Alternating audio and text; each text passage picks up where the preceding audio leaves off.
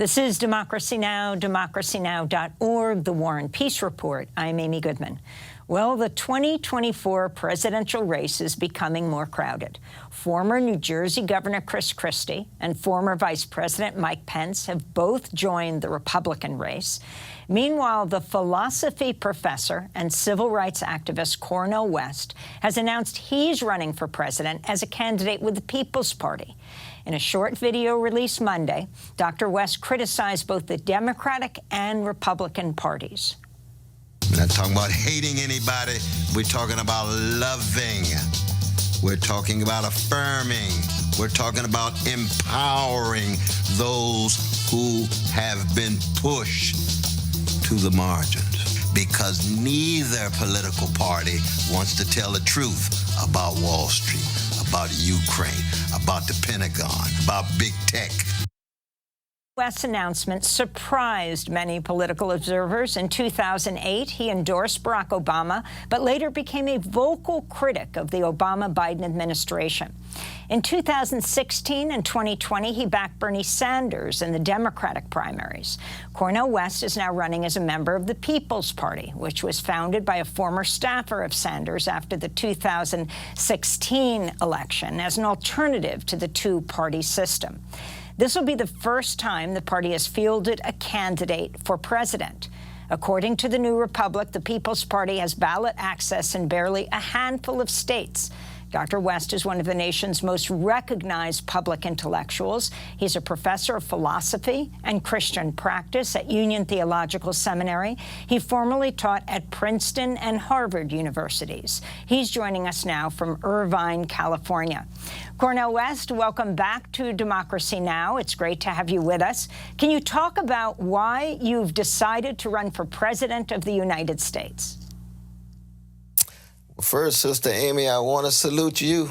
You are an exemplar of longevity, of integrity, and consistency. And, you know, we go back many, many decades. So I just want to always begin on that note. You're putting a smile on Brother George and Sister Dorothy's face, your precious parents.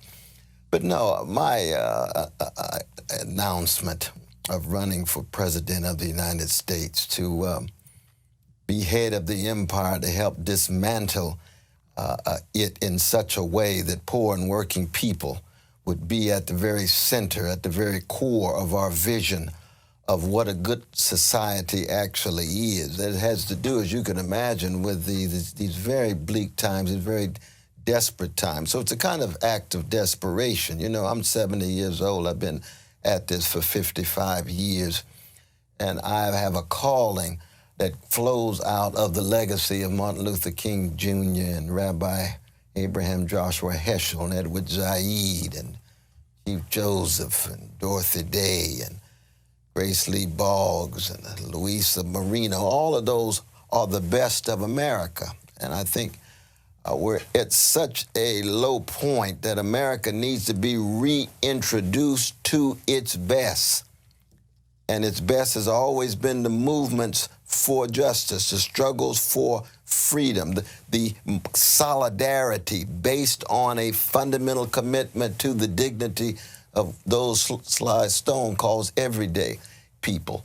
And there's no doubt in my mind that the two-party system now is a major impediment for the empowerment of poor and working people.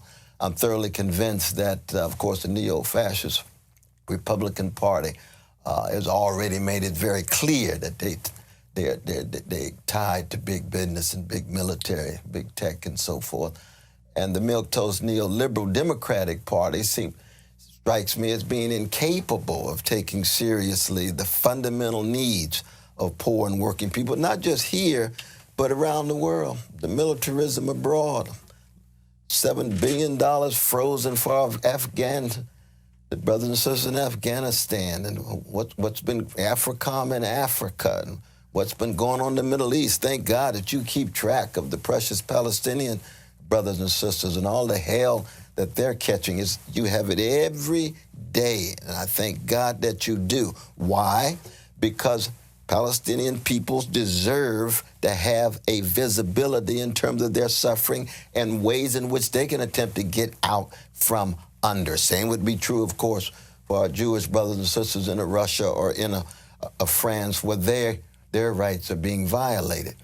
We're wrestling with organized greed. We're wrestling with institutionalized hatred. We saw that with our precious gay brothers and lesbian sisters and queer siblings in the earlier report. But it's also a matter of routinized indifference. There's an indifference to the plight of the vulnerable. More and more, it's becoming not just a fad and a fashion, it's becoming a normalized way of life. And that is what leads toward wholesale fascism, not just here, but in other parts of the world. And we've seen it, of course, in Hungary. You see it, we saw it in Brazil. We can go on and on in this regard. So for me, it's really a matter of trying to be consistent with what I've been about for the last 55 years. Cornel, you talk about militarism. I want to ask you about Russia's invasion of Ukraine. In March of last year, you told The New Yorker, "We must try to stop the war, recognizing that the American empire has little or no moral authority when it comes to violation of international law and the overthrow of national sovereignty, as in Latin America, the Middle East, and Asia." You've also called Putin, you've been severely critical of President Putin for the invasion. Talk about your views on what happened, what is happening, and how the war needs to end. Well, one, I think you have the clash of two empires. The Russian Empire is a deeply wounded empire. It's had its territory cut back. Of course, its economy is shrinking. And then you've got the American Empire, which is the most powerful empire in the history of the world. In fact, it's the 68th empire out of the 70, going back to the beginning of the human species. And so on the one hand, you have the promise of the American Empire to the elites in the Russian Empire: we will not move an inch. And within decades, 14 of the satellite countries of the Soviet Union, the former Soviet Union, are part of NATO. There's missiles right on the borders and boundaries of the Russian Empire. Now, we know empires behave like empires. I mean, if there's missiles in Canada and Mexico, the U.S. government would blow them to smithereens quick. We saw it in Cuba in 1962. So that empires behave like empires. They're greedy. They're driven by predatory capitalist dispositions. They're obsessed with hierarchy. They're concerned with domination and conquest. The Alexander the Great, associated with a grand empire.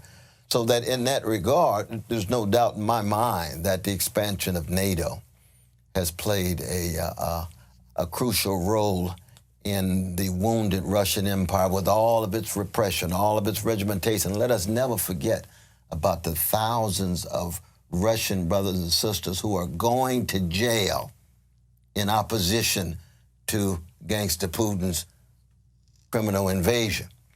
But he's pushed against the wall and he responds. That's how heads of empire respond. So we've got to be in solidarity with the suffering of Ukrainian brothers and sisters, but we have to recognize NATO is an instrument of American imperial foreign policy. We've seen it over and over again, and so we're witnessing a proxy war. There must be a ceasefire. There must be a stopping of that war. Why? We're on the road to nuclear war. That's the last thing we want to see, my dear sister. And as president, what exactly would you do to stop that war? Oh, one is I would pull back on the U.S. military support. I would sit down with the elites from the Chinese empire, given all of their forms of regimentation and repression in their own context. Think about our precious Muslim brothers and sisters in China, the Uyghurs. But I would sit down with the Chinese, I would sit down with the Ukrainians, I would sit down with the Russians and say, we're going to stop this war and we're going to come up with a plan, a process with a variety of voices heard